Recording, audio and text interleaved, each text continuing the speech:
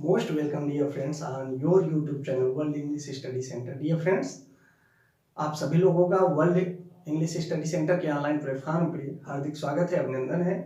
दोस्तों, जैसे कि पिछले वीडियो में हम लोगों ने चर्चा की थी रिलेटिव प्रोनाउन के बारे में, इस वीडियो में हम लोग चर्चा करेंगे डिमॉन्स्ट्रेटिव प्रोनाउन के बारे में। इससे पहले कि वीडियो को शुरू किया जाए, आप सभी नए व्यूअर्स का मैं अपने चैनल पे स्वागत करता हूं और आपसे रिक्वेस्ट करता हूं कि आप सभी लोग चैनल को सब्सक्राइब करिए, लाइक करिए, शेयर करिए, ज़्यादा से ज़्यादा लोगों को इस चैनल के बारे में बताइए, चैनल को आगे बढ़ाइए। चैनल को आगे बढ़ाना आपके हाथ में है और आपको इंग्लिश में बढ़ाना, जीरो से बिल्कुल हीरो तक पहुंचाना मैंने प्रॉमिस किया है, वो मैं करूंगा। चलिए आते हैं अपने टॉपिक पे। हमारा जो आज का टॉपिक है वो है डिमॉन्स्ट्रेटिव प्रोनाउन।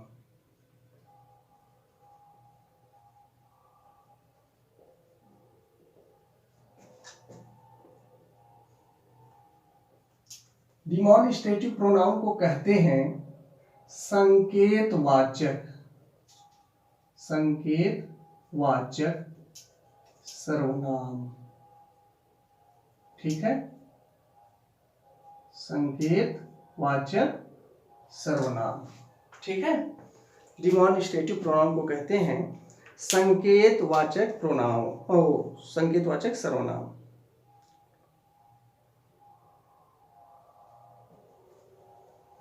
चलिए आइए देखते हैं कि डिमॉन्स्ट्रेटिव प्रोनाउन का डेफिनेशन क्या होगा, इसके एग्जाम्पल क्या होंगे। आइए हम लोग समय को नुकसान नहीं करेंगे और अपने टॉपिक पे चलते हैं। Definition,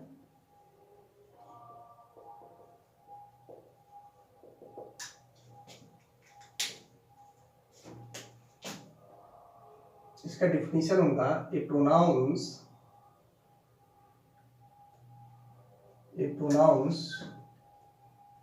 which refer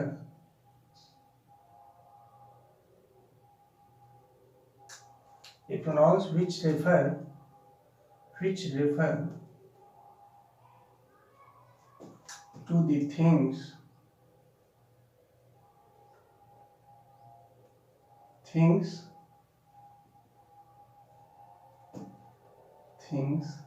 a pronoun which refer to the things near or at a distance।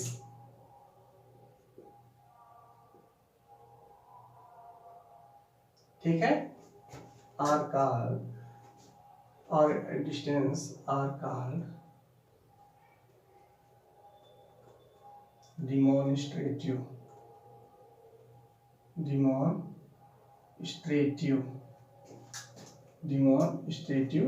Pronoun. Clear है? ध्यान से देखिए एक बार।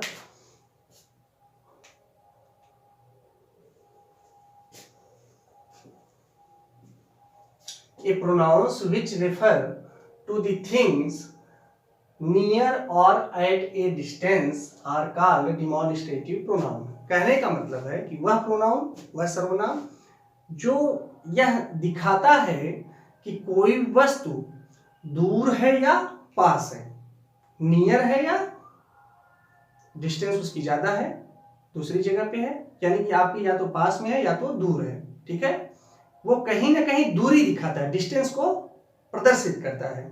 तो ऐसे प्रोनाउन को डिमॉन्स्ट्रेटिव प्रोनाउन या संकेतवाचक सर्वनाम कहते हैं। ठीक है, क्लियर हुआ? फिर से देखिए, a pronouns which refer to the things near or at a distance are called demonstrative pronoun. वह सर्वनाम जो यह दिखाता है, जो यह प्रदर्शित करता है कि कोई वस्तु नजदीक है या दूर है।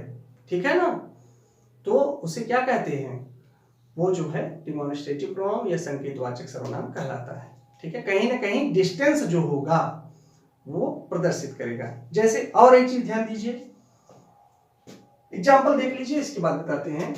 एग्जाम्पल एक देख लीजिए, जैसे एग्जाम्पल में देखिए, जैसे this is a book, this is a book, ध्यान से देखिए, दिस इज ए बुक, ठीक है, यानी कि यह एक किताब है।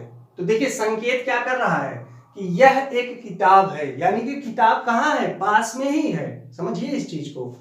और एक एग्जांपल और देख लीजिए इसी का, तो समझ में आ जाएगा अच्छे से। जैसे this is a book, that is a dog, ठीक है, यह एक किताब है, वह एक कुत्ता है। अब देखिए यह एक किताब है, तो कहीं ना कहीं ये दिखा रहा है कि किताब कहाँ है, पास में ही है, नजदीक में ही है। और यहां क्या दिखा रहा है, दैट इज ए डॉग, वह एक कुत्ता है, यानी कि कुत्ता पास में नहीं है, कुत्ता कहाँ है, दूर है। तो कहीं ना कहीं दूर दिखा रहा है कि नहीं, डिस्टेंस दिखा रहा है कि नहीं। तो नजदीक के लिए हमेशा ध्यान दीजिएगा, इस पॉइंट को नोट करिए आप सभी लोग। नियर के लिए हमेशा दिस, ठीक है, और दीज, ठीक है ना। नियर के लिए जो है दिस और दीज का प्रयोग, और दूरी के लिए यानी कि जो डिस्टेंस मतलब कि पास में नहीं है, दूर है, उनके लिए क्या होगा, दीज, दोज और दैट और दोज का प्रयोग, दैट और दोज। समझ रहे नहीं, ये आपका, ये जो है पास के लिए है और ये दूरी के लिए है। अब देखिए एक चीज ध्यान दीजिएगा, सिंगुलर की यदि बात की जाए, यानी कि नजदीक की बात की जाए, तो ये आपका दिस है, ठीक है, और दैट और दोज का प्रयोग जो होगा वो आपका दूरी के लिए होगा। इस चीज को आप जानते रहिए, ठीक, डिस्टेंस के लिए होगा। अब जैसे हमने यहाँ पे एक एग्जांपल दिया, this is a dog, this is a book, यह एक किताब है। तो कहीं ना कहीं किताब कहाँ है, पास में ही है, ध्यान दीजिएगा। ये देखिए ये डिस्टेंस के लिए हो जाएगा, डिस्टेंस के लिए, दूरी के लिए, ठीक है। अब देखिए दिस इज ए बुक, यह एक किताब है, यानी किताब कहाँ है, पास में ही है।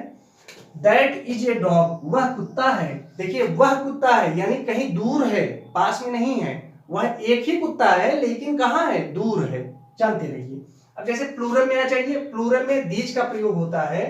जैसे ये क्या है, these are books, these are books, ठीक है, क्या है, ये किताबें हैं, लेकिन किताब देखिए किताबें हैं, यहां देखिए यह किताब है तो पास में था, ये किताबें हैं ये भी पास में ही है, लेकिन किसमें है, प्लूरल में है। तो प्लूरल के लिए दीज का प्रयोग होगा नजदीक में, ध्यान दीजिएगा। सिंगुलर है तो दिस का प्रयोग होगा नजदीक के लिए। यदि प्लूरल है और नजदीक है तो दीज का प्रयोग होगा, जानते रहिए। फिर क्या होगा, दूसरा वाला इसका देखिए, दोज आर डॉग्स, दोनों को हमने आपको बना दिया। देखिए वे कुत्ते हैं, ठीक है, वो जो है कुत्ते हैं, तो वो कुत्ते हैं, तो देखिए ढेर सारे कुत्ते हैं और पास में नहीं है, दूर हैं। डिस्टेंस को प्रकट करना है कि नहीं, कि वो कुत्ते हैं, तो कहीं दूर बात कर रहा है, कहीं दूर है, इसको जानते रहिए। तो इसके लिए दोज का प्रयोग। देखिए सिंपल सा कॉन्सेप्ट है, ध्यान दीजिएगा। ऐसा प्रोनाउन जो डिस्टेंस प्रदर्शित करता है, जो दूरी बताता है कि वस्तु कोई नजदीक है या दूर है, वो जो है आपका संकेतवाचक सर्वनाम या डिमॉन्स्ट्रेटिव प्रोनाउन होता है। अब देखिए एक चीज जो कॉमन है, यदि सिंगुलर नाउन है, यदि नाउन जो है सिंगुलर है और नजदीक है तो दिस का प्रयोग, यदि नाउन प्लूरल है, नजदीक है तो दीज का प्रयोग, यदि नाउन सिंगुलर है लेकिन दूर है तो दैट का प्रयोग, ठीक है, और यदि नाउन प्लूरल है और दूर है तो दोज का प्रयोग। क्लियर हो गया, बताइए कोई दिक्कत है यहां तक, बताइए।